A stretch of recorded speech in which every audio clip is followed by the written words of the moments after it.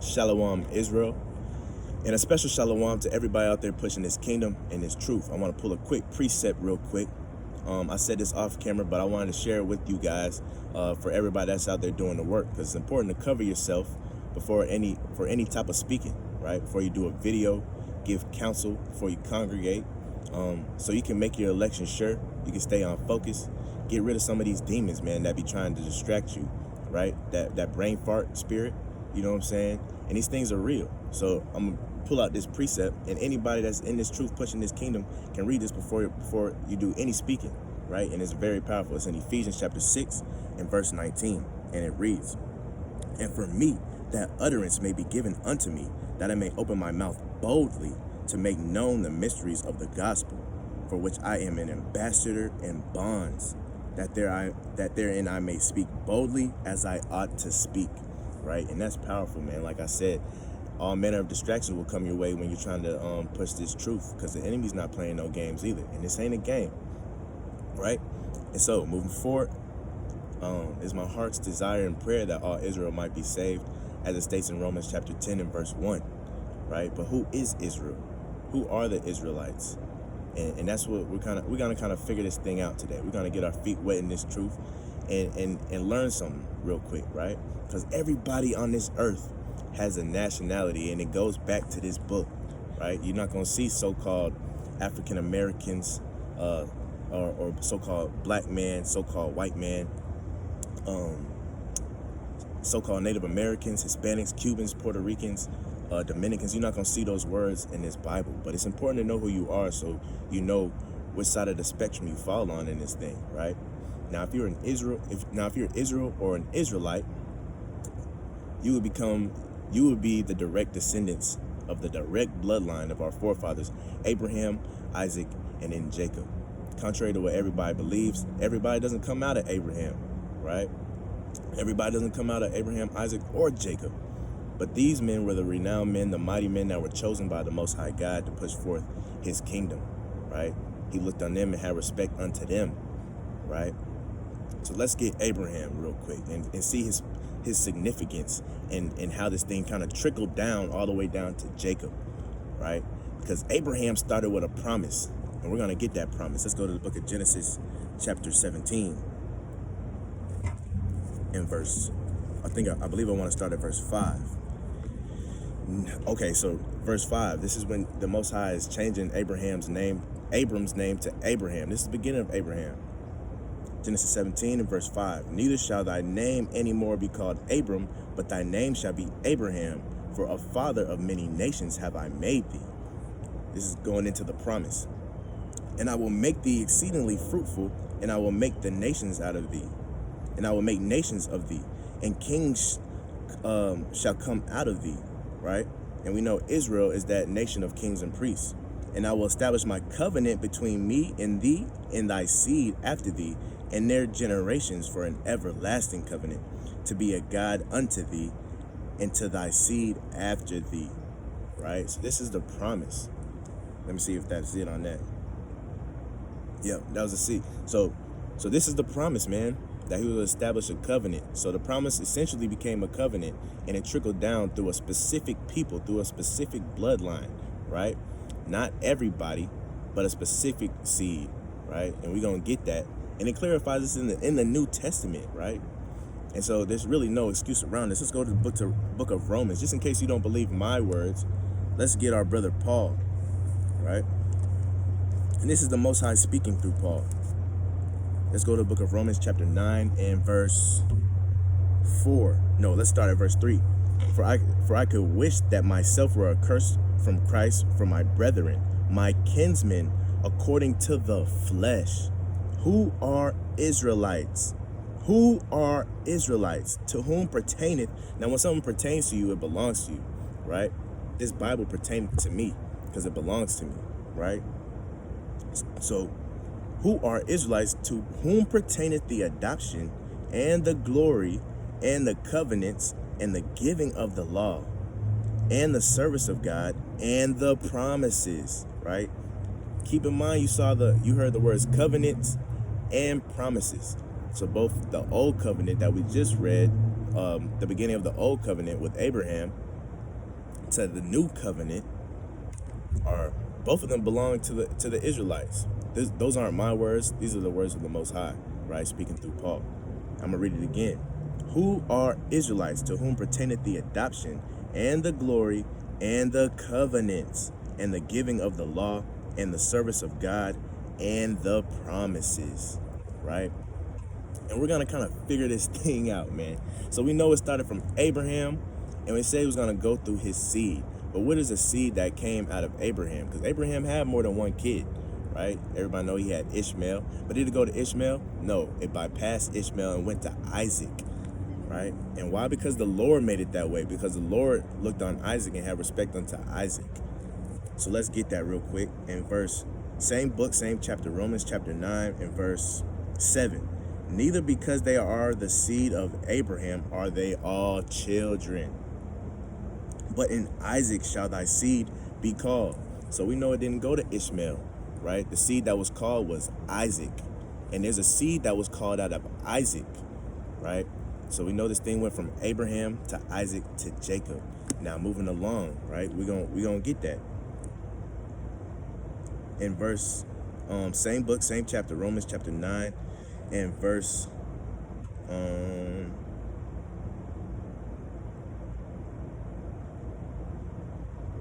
verse 9, Slaki.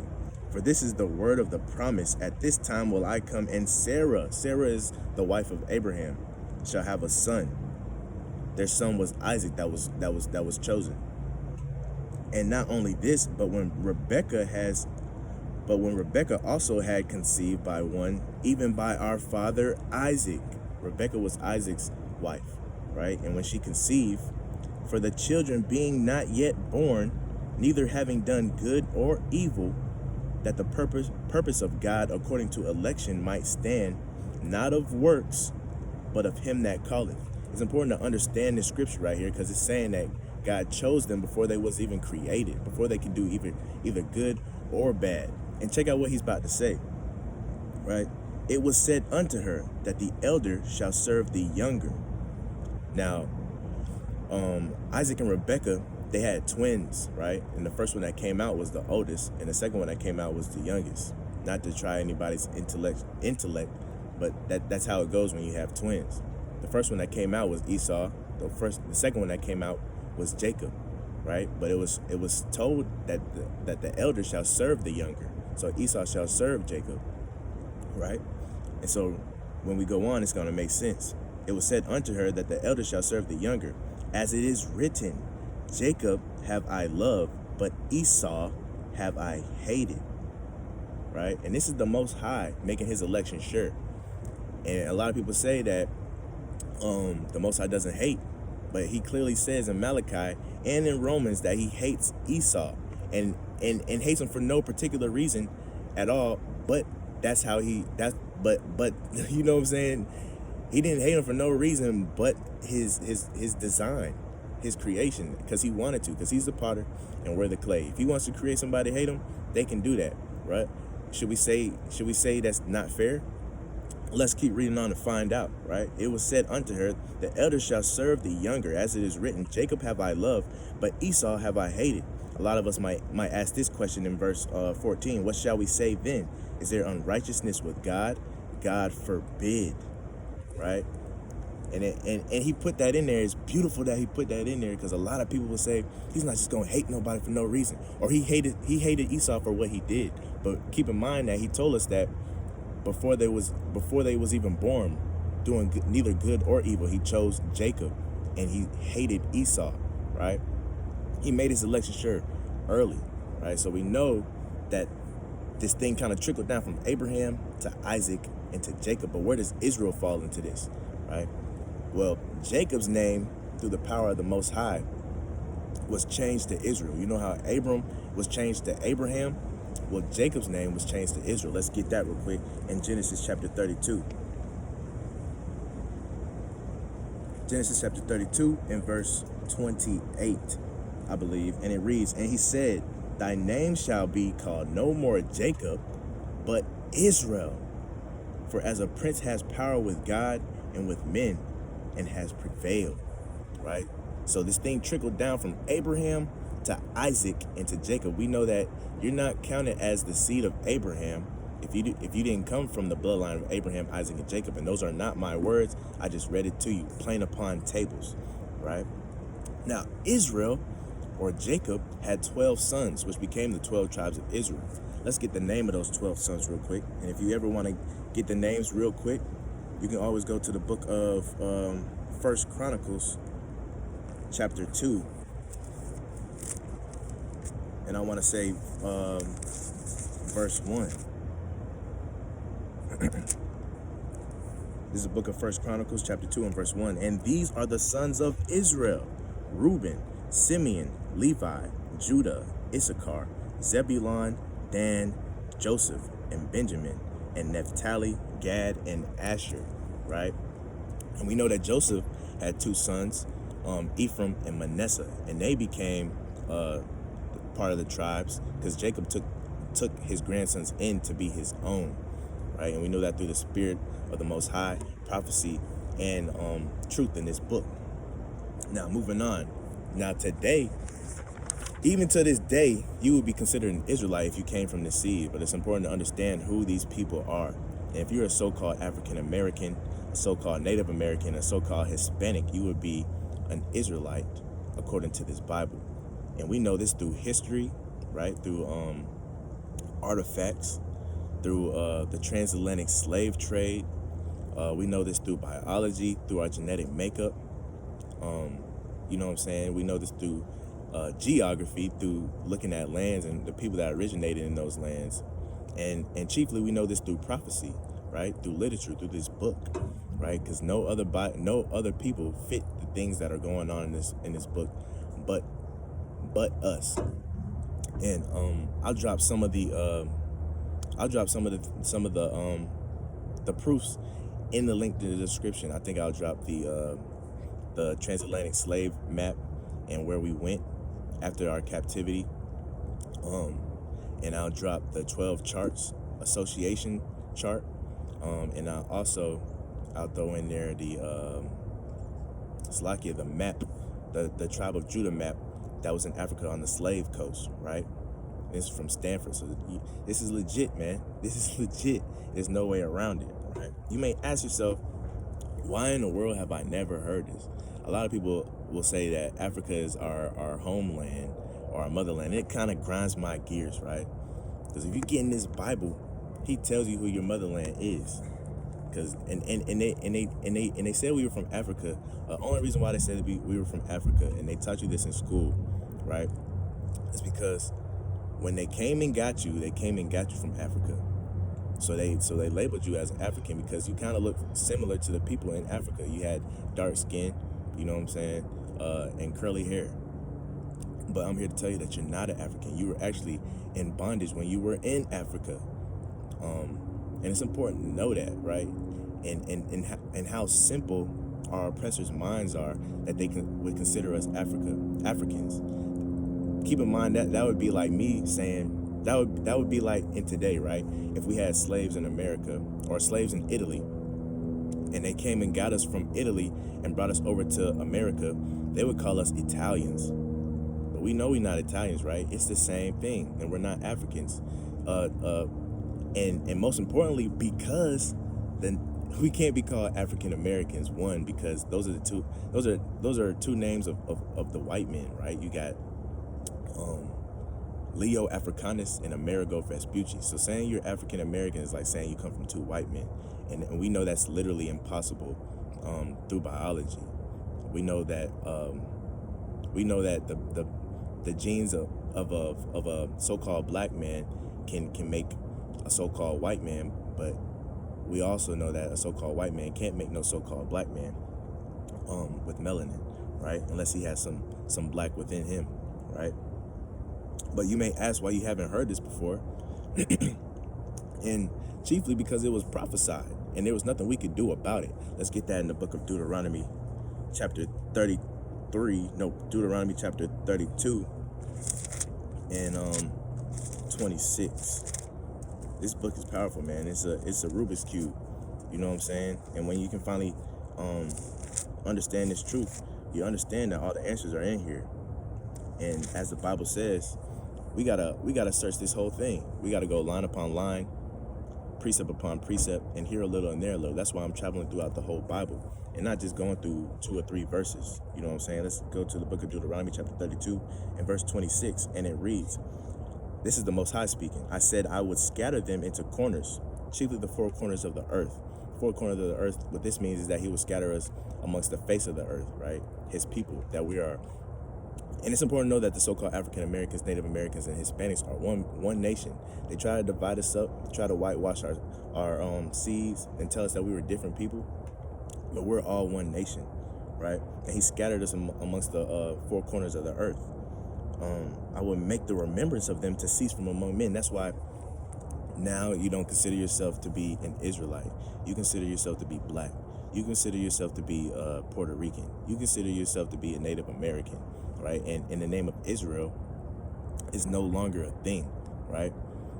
Salakia, I forgot to show y'all the motherland, right? Got a little off track here, but let's go to the book of Galatians real quick. So we can stop saying that our motherland is Africa, right? In the book of Galatians, chapter 4,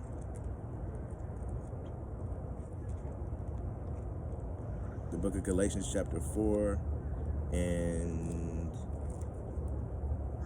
verse 26.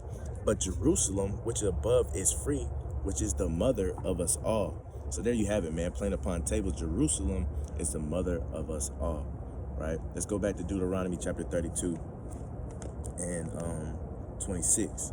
And I'll read it again, right? Now that we're kind of caught up in this thing.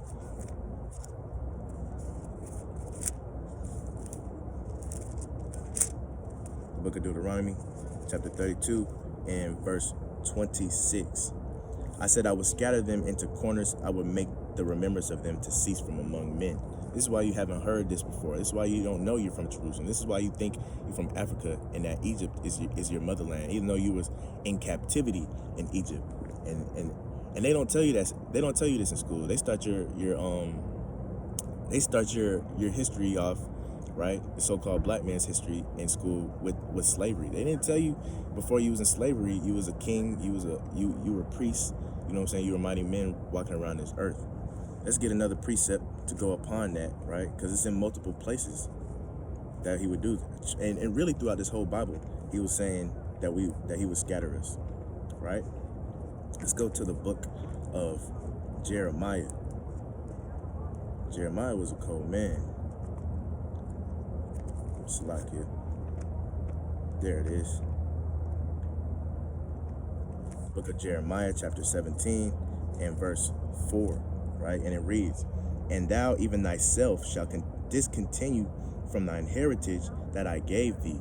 Because it's important to know that he gave us his heritage. He gave us this direct bloodline, right? He chose this seed. And this is a club that you can't get into by getting jumped in, by pledging. You know what I'm saying? This is something that you had to be born into, right? Verse 4, and it reads, and now even thyself shalt discontinue from thy heritage which I gave thee. And it's powerful to know that he took this from us. It was powerful that he gave it to us, and it's powerful that he took it from us. And I will cause thee to serve thine enemies in a land which thou knowest not. So, like we stated in Galatians, our motherland is Jerusalem. We never knew about the Americas, North America, South America, and all the lands of our captivity, and all the places where he would drive us, right? We were supposed to be in Jerusalem. And to this day, that's where we're supposed to be, right? And I will cause thee to serve thine enemies in a land which thou knowest not, for ye have kindled a fire in my anger, which shall burn forever. And that's not really forever, right? You got to understand in this Bible, he has a lot of figure of speeches. This is talking about we really just made him mad, right? And I can break that down by saying, man, I haven't seen you in a minute. Does that mean I necessarily haven't seen you in 60 seconds? Or does that mean I haven't seen you in a long time, right? You gotta have discernment in this Bible to understand, you know what I'm saying, what's going on. And chiefly, there's only one interpretation. If you have an interpretation that contradicts anything in this book, you have the wrong interpretation. And that's contrary to what they tell you also in the Christian church, that everybody has their own personal interpretation of the Bible, right? That's false, right? And so yeah, that's it on that. And these are reasons why we don't know who we are. This is why when you go to fill out the SATs, right? These exams, you go to the post office, you try to send something, or you try to apply somewhere, right? In that ethnicity portion in the documentation, that's why you don't see Israelite from the tribe of Judah. You don't see that on there. You don't see Israelite from the tribe of Benjamin. You don't see Hebrew on there, right? You see African American or black, like we're a color, just a color, right? You see Native American on there, Hispanic or Latino, right? These are all names that our oppressors have given to us, right? And they chiefly beat it into us. Everybody done seen that movie series called Roots, right? It's pretty much a documentation series of how it was back in slavery times. And there was a famous slave, his name was Kunta Kinte, right? And Kunta Kinte came over on a ship. He was a mighty man, you know what I'm saying? And the slave man, the so-called white man, said, "What's your name, boy?" He said, Kunta Kinte. And the white man didn't really like that name. He didn't know what that name meant, right? And so he said, "Nah, your name gonna be Toby from now on." He asked him again, what's your name, boy? He said, Kunta Kinte, right?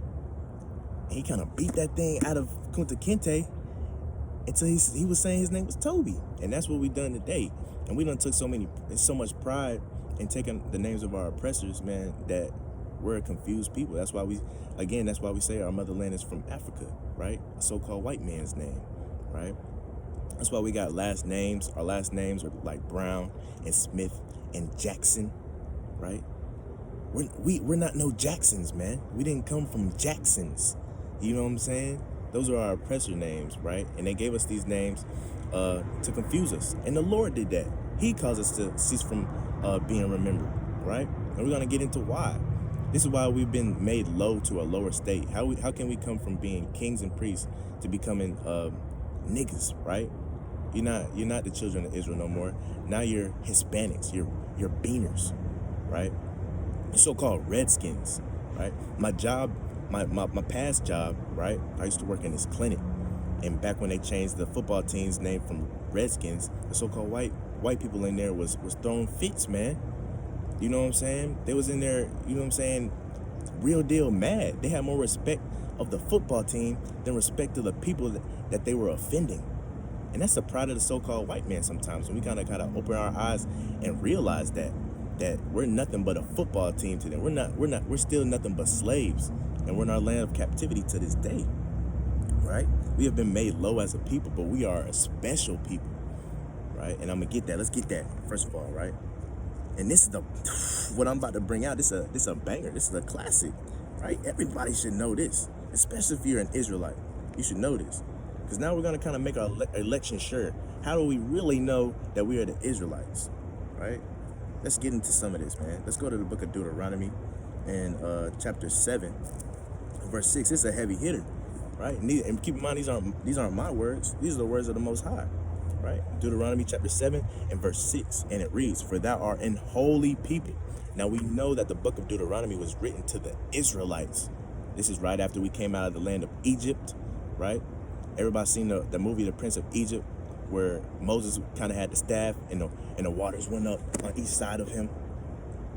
And they kind of went through that thing, and then the waters kind of crashed on the Egyptians so they could get away, right? This is right after that.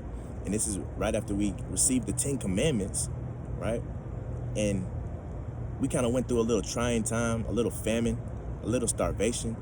And we all started wanting to go back to Egypt. We were saying we like being in bondage better than out here starving. You know what I'm saying? And that's how we are today. When times get rough, we end up folding as a people. And we can't do that no more, right? So now we know that the book of Deuteronomy was written for the Israelites. Let's continue. "For thou art a holy people unto the Lord thy God. The Lord thy God has chosen thee to be a special people unto himself, above all people that are upon the face of the earth." These aren't my words. These are the Most High words, man. I gotta read that last part again. above all people that are upon the face of the earth. The Most High is racist, and it's important to know that. It's important to be real with yourself and acknowledge these scriptures, because there's no way around it, right? Let's get it in another book. Let's go to the book of Ecclesiasticus, right? The book of Ecclesiasticus, chapter 17 and verse 17. And it reads, "For in the divisions of the nations of the whole earth, he set a ruler," that he is the Most High. He set a ruler over every people. So he's looking down, right? And he's seeing all the nations. He's going through all the nations, and he's giving them rulers, chiefly gods, right? For the Asians, he gave Buddha. For the Greeks, he gave Zeus and Poseidon. And when he got to the nation of Israel, but Israel is the Lord's portion. So when he got to Israel, he kind of looked at them and he was like, man, these guys kind of saucy. These guys they got some flavor, man. I like the way their skin changes color in the light. I like that. I like them. I like these type of people right here. He said, I'm gonna be their people. I'm gonna be their God, right? And that's important to know, because let's say you got 8 brothers and sisters, and you order a pizza. We know a pizza come with 8 slices, and your mom and your dad, they designate, chiefly your dad, right? He designates a piece of pizza to each one of your brothers and sisters. Now you want to be comfortable. You want to enjoy your pizza, right? So you go and take a shower real quick. And you about to come downstairs and eat your pizza, and your pizza gone.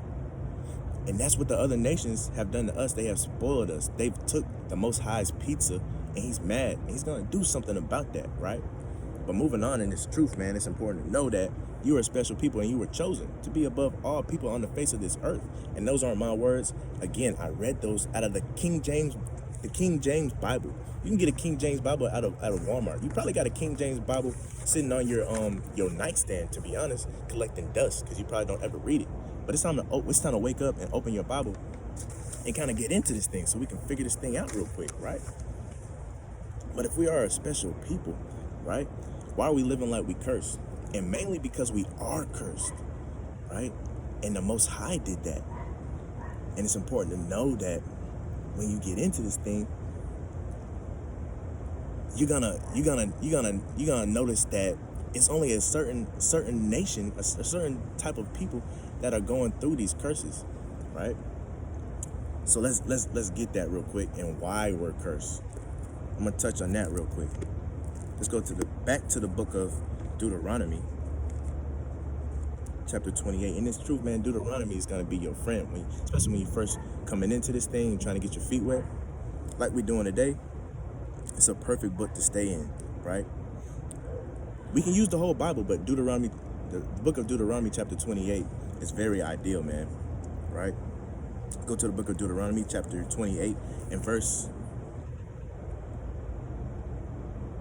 15, right? And it reads, "But it shall come to pass, if thou wilt not hearken unto the voice of the Lord thy God, to observe to do all his commandments and his statutes, which I command thee this day, that all these curses shall come upon thee and overtake thee." So it's bittersweet, because we know that you can only be an Israelite if you fall under these curses. If you can't fit what's going on in these curses, you're not an Israelite, right? And this is prophecy. This was set up. This was the Most High's design, right? And it was prophesied that we would wake up in this thing, right? In the land of our captivities. And we're still in our land of captivity today, right? Our homeland is Jerusalem, but we ain't never been back. I've never met a so-called black man that's been back to Jerusalem, right? If you have, you can put it in the comments down below, but chances are it's slim to none. All right, let's get that in the book of Baruch, chapter 2, right? The book of Baruch.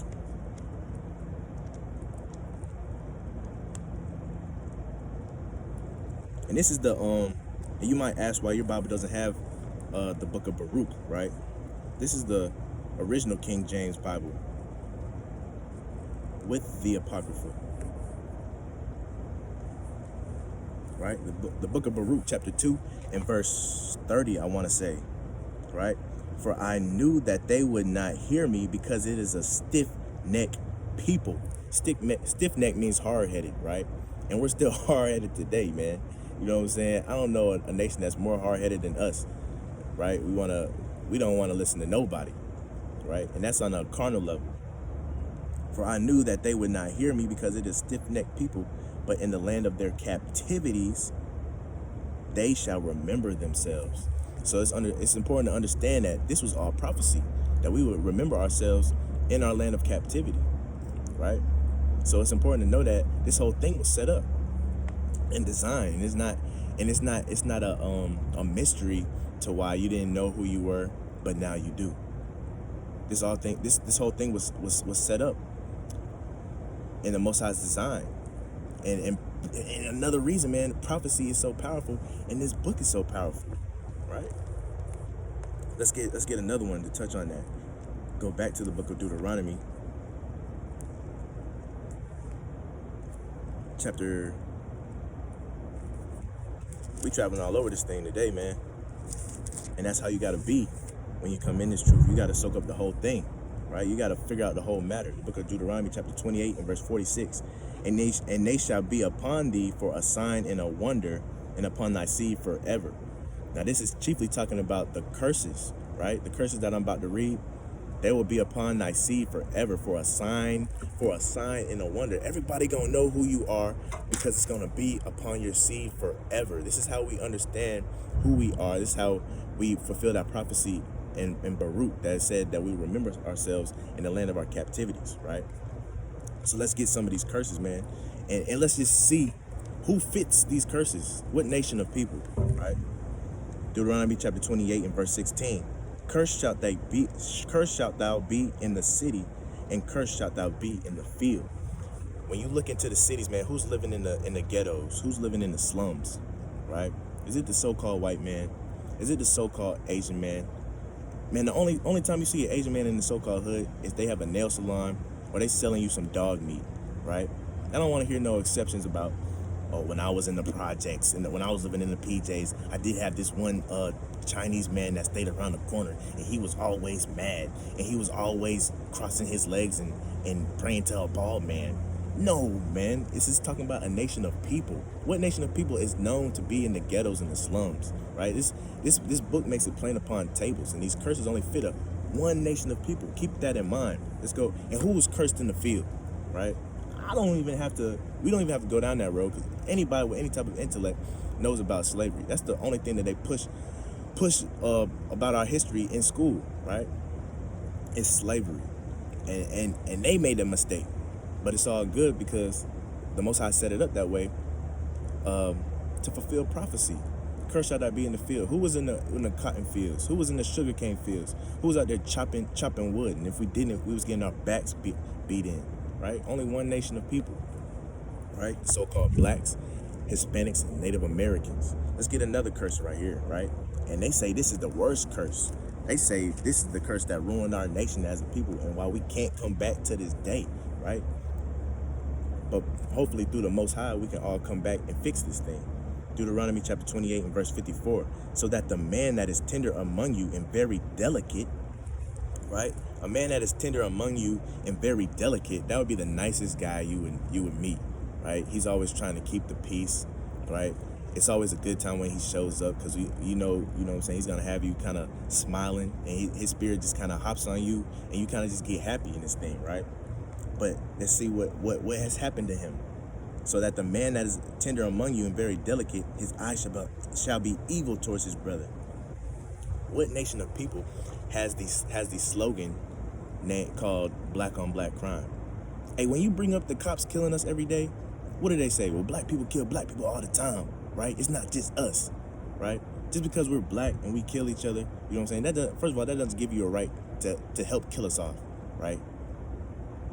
That doesn't give you a right to do that. But in doing so, it came up with that phrase, black on black crime. And you don't see that attached to any other nation, right? You don't see on the news them talking about Chinese on Chinese crime or white man on white man crime. They don't do that. Mainly because they don't want to destroy their image, right? But we know through prophecy, it was set up from the Most High that we would be put, that staple would be put on our nation, right? Black on black crime, right?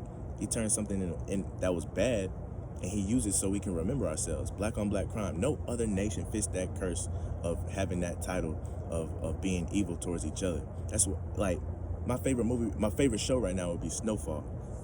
And even in Snowfall, right? You got the essays, and you got Franklin in them, right? Franklin's a so-called black man, right? And when Franklin's soldiers kind of went in their territory, they kind of stabbed them up and took their life, man, right? And that's that I being evil towards your brother, man. Now, it's not just black on black crime, it's black people on Hispanic crime, right? Black people on Native American crime. It's not going to change till we all come back together. Reading on, the eye shall be evil towards his brother and the wife of his bosom, right? That's the wife that's so close to him, right? And within his bosom. This is why we out here prostituting our wives. We out here we're out here beating the daughters of Zion. We out here beating our wives. We out here cheating on them, right? Leaving them, right? Wife of his bosom, and towards the remnant of his children which he shall leave. The remnant of his children are the children that he begot, right? The children that he made, that he shall leave. Now, what nation of people is known for leaving their children, man? That's in the stereotype list. You know what I'm saying? Of the so-called black man, right? We like to eat watermelon. We got big lips, and we eat fried chicken, and we don't know our daddy, right? They're either dead in jail or they just left. They're deadbeats. No other nation fits these curses, man. It's in a stereotype, and this was set up by the Most High, that these stereotypes were placed upon us to fulfill prophecy. And that's deep, man. That's deep when you finally understand that. All right, let's get one more curse. The banger, right? The dagger, the two-edged sword, right? This is the book of Deuteronomy Chapter 28 and verse 68. And the Lord shall bring thee into Egypt again with ships by the way whereof I spake unto thee. Now, it's important to know that we didn't go back to Egypt and serve into another captivity after we left, right? So what does this word Egypt mean? And it's important to know that every word in this Bible has a meaning, right? And every phrase in this Bible has a meaning. And if you're not well understood, Salakia, in the foundations of this thing, you don't get your feet wet, and you kind of jump in, not knowing how to swim, you're gonna drown, man. So it's important to understand the things in the words in this Bible, so you can put two and two together, because this whole thing is contextual and woven together. That's why we read here a little and there a little. So let's look at what the word Egypt means, right? What does it mean where he says he was going to bring us into Egypt again on ships? Let's get that in the book of Exodus chapter 20 and verse 2. I am the Lord thy God, which have brought thee out of the land of Egypt, out of the house of bondage. So that word Egypt can be interchangeable with the word bondage. Just about any time you see the word Egypt in the Bible, replace it with the word bondage, and bingo, right? It should light up red. And the Lord shall bring thee into Egypt again with ships by the way whereof I spake unto thee. Who was brought into bondage on ships? Keep in mind, bondage is another word for slavery. Who went to slavery on ships? We don't even got to spend a long amount of time on that one, man. Hey, man, in back in school, they used to have this thing called planking, right? And everybody used to get stiff and then lay on things like a mailbox or something, right? Lay on awkward things, like a table or something. But they used to, and Bow Wow was really like the first person that shed light on this, to my knowledge. But he brought out, hey man, this planking thing is really senile, because they used to plank us on the slave ships, one on top of the other, right? One on top of the other. We wasn't in there sitting comfortable. No, they threw you in there and stacked you on top of each other like you was some blocks, man. And people was in there not being able to use the bathroom. We was going to the bathroom on ourselves. We had women going through their menstrual cycles, right? Bleeding on each other. And it was kind of like the survival of the fittest. If you made it through that voyage, you know what I'm saying? It still wasn't good for you because you got sold into slavery. And we gonna get that in the Bible. In the Bible, right? And the Lord shall bring thee into Egypt again with ships by the way whereof I spake unto thee. Thou shalt see it no more again. It's talking about that homeland in Jerusalem. Thou shalt see it no more again. And there shall be sold unto your enemies for bondmen and bondwomen. And no man shall buy you. What it means by no man shall buy you is that no man shall redeem us out of our circumstances, right?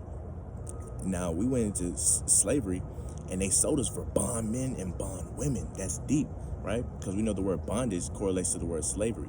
So if you're a bondman, that means you're a slave man, right? You're a male slave. If you're a bondwoman, you're a slave woman. You're a woman slave, right? And so when we keep reading, let's read that again. Sold unto your enemies. Important to know who your enemy is in this thing. They're not your friends. They're your enemies, and they still are to the day. And everybody kind of knows that. We just kind of want to give them the benefit of the doubt all the time. And we're a nation of people that's just so forgiving.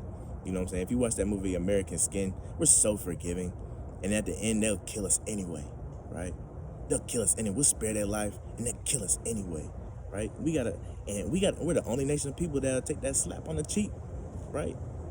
And not say nothing, man. We'll go out there and do silly things like rob ourselves, right? That's that I being evil towards your brother again, right? Thou shalt see it no more again, and there shall you be sold unto your enemies for bondmen and bondwomen, and no man shall buy you. We have plenty of men like Malcolm X, Martin Luther King, Rosa Parks, right? People look over to Rosa Parks, and all she did was sit on a bus. You know what I'm saying? Like she did something spectacular. Not knocking the sister, you know what I'm saying? But if that's who we have to look up to, it's a problem, man, right? Our mighty men in the Bible, they was standing 10 toes down for this thing. They was willing to die, right? They was not just go to jail. You know what I'm saying? They was ready to get to work. They was trying to get to work. And none of these people could save us out of our predicament. We're still in our predicament to this day. We're still getting hung in the streets to this day. We still don't know our language to this day, right? These things will be upon us for a sign and a wonder forever. Keep that in mind, man, because this book is powerful, right? So now that we know that we are chosen, right? We know we're in these curses. We know we're made a low state, right? We know that they place bywords on us so we can forget who we are. How do we kind of get back to who we were as a people, a nation of kings and priests, right? And how do we fix the predicament that we're in? That's the question that's at hand for almost everybody that's a so-called black man, Hispanic, or Native American. We don't know how to figure this thing out. And the only way we can figure this thing out is through this Bible, right? The only way we can figure this thing out is through this Bible. And coming to this truth, and you knowing you an Israelite, you just can't know the truth and go out there and be a nigga man no more, or a nigga woman, right? There's things that are required of you. You can't just be out there knowing the truth and still be in all manner of wickedness. So let's get that real quick in Deuteronomy chapter 10 and verse 12, right? Deuteronomy chapter 10, in verse 12, and it reads, and now Israel, right? What does the Lord thy God require of thee but to fear the Lord thy God? To fear him means to respect him, right? So if you were in your room, you was playing the game, and your dad came in and he said, do the dishes. You still play the game. He come back with that belt. You gonna get up. You kind of, okay. You know what I'm saying? You kind of get up and you kind of do the dishes, right? Because you fear your father, not really fear him, but fear the wrath that he can pour out on you. And that's really essentially just having respect for your father, giving honor to your father, right? So it was commanded to us that, and now Israel, what does the Lord thy God require of thee but to fear the Lord, to walk in all his ways, and to love him, and to serve the Lord God with all thy heart, with all thy soul, to keep the commandments of the Lord and his statutes, which I command thee this day for thy good, right? We know that he gave us commandments, and we know that they were for our good, right? He tells us that he gives us commandments, and they're not grievous, they're not hard, man. And it's the only way we can get out of this this circumstance or this situation that we're in. And on that, man, I'm gonna say shalom. I hope the Spirit bear witness. Stay tuned to the next video, because in the next video I'm gonna go in deeper of what the Lord requires of us and how to get out of this situation, right? I hope the Spirit bear witness. Shalom.